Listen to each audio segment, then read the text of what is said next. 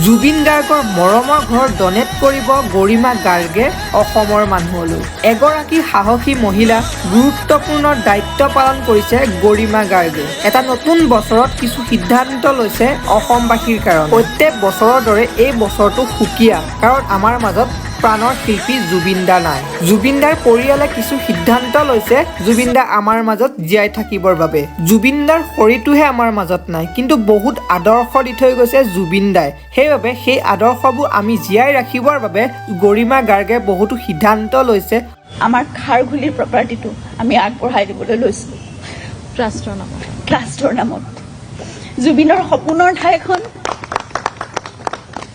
তেওঁৰ নামত হ'বলগীয়া সমাজৰ সংস্কৃতিৰ আৰু তেওঁৰ উপাস্য প্ৰকৃতিৰ বাবে ভাল কামত ব্যৱহাৰ হওক। জুবিন দাৰ আদৰ্শবোৰ সদায় আমাৰ মাজত জীয়াই থাকিব, কিন্তু তাৰ আগত লাগে justice for Zubeen Garg. Comment লিখিব নাপাহৰিব।